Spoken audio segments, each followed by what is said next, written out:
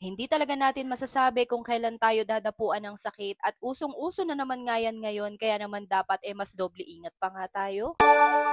Last Thursday pa talaga masama ang pakiramdam ni Gael at bago nga siya mag-perform dito sa stage, tinanong ko nga siya kung kaya ba niya. Kahit kasi hindi siya magsalita, napapansin ko na malata nga siya at tinatanong ko nga siya kung nahihilo nga ba siya. Mukhang okay-okay pa naman siya dito dahil kita niyo naman at nakangiti pa ngang sumasayaw. Pagka-uwi nga namin sa bahay, pagkatapos naming mag-lunch, napansin ko na hindi talaga siya okay at medyo nanlalata pa rin. Medyo aburido na nga rin siya kaya alam kong hindi maganda ang kanyang pakiramdam kaya kinuha ko na nga rin itong thermometer para nga makuha ang kanyang temperature. Ayan, at tama nga ang aking hinala at agad ko naman nga siyang pinainom ng gamot. Pinaakyat ko na nga rin siya sa kwarto para ako makapagpahinga siya at nilagyan ko na nga rin siya ng cool favor. Nakatulog na nga rin ang bata pero pagkagising niya may lagnat pa nga rin kaya ang sabi ko sa kanya hihilutin ko muna nga siya. Ganito nga kasi yung ginagawa ko sa mga bata kapag may sakit sila para nga mas madali silang mapagpawisan. At kung minsan rin kasi sa sobrang likot nito nagkakapilay kaya nilalagnat. Medyo bumaba nga rin ang kanyang lagnat pero on and off pa rin dahil nung hating gabi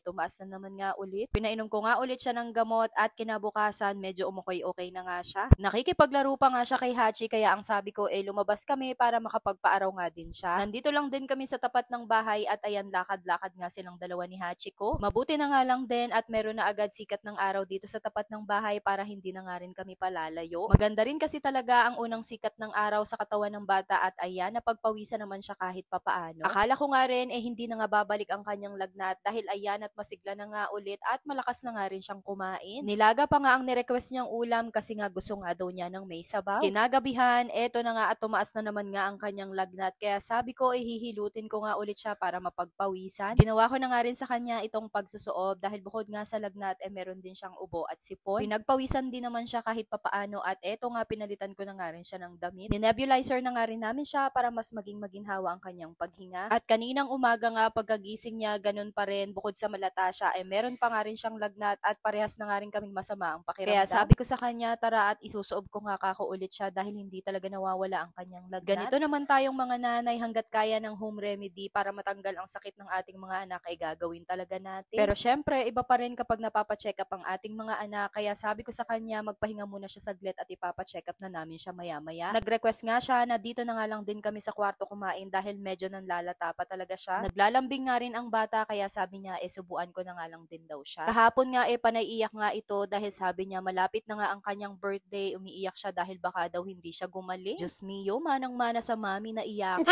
Ang sabi ko naman sa kanya, basta kako pagka-check up natin at nakainom na siya ng tamang gamot, gagaling na kako agad siya basta kumain siya ng marami. At dahil masama nga rin ang pakiramdam ko ng mga oras na to, mabuti na lang din at nandyan si Ate Carmela para tulungan ako. Siya nga ang nauutusan ko para mag-akyat baba nitong mga kailangan namin. Kinahapunan, eto na nga at sabi ko sa kanya mag-face mask na nga siya dahil lalabas na nga kami para magpa-check up. Mabuti na nga lang din at mabilis kaming nakapagpa-schedule sa pedya kaya ang gagawin na nga lang din namin doon pumunta at nandun na nga raw si Doc. Fast forward, nakarating na nga rin kami ng bayan at dito nga pala kami nagpapa-check up kay Doc Rene Salvador sa gilid lang din ng Mercury Drug. Pangatlo pa nga kami sa pila kaya kinuha mo na nga ang kanyang timbang. Medyo malamlam pa nga ang mata ng bata at halatang may nararamdaman. Maya-maya itinawag na nga rin ang kanyang pangalan para ma-check up na nga rin siya ni Doc. At gaya nga rin sa mga naunang pasyente, uso daw talaga ito kaya niresetahan kami ng antibiotic at gamot sa ubo at sipon. Matinding gastusan na naman po sa gamot pero okay lang yan. Ang mahalaga gagaling na ang aking bunso. Yun lang. Thanks for watching.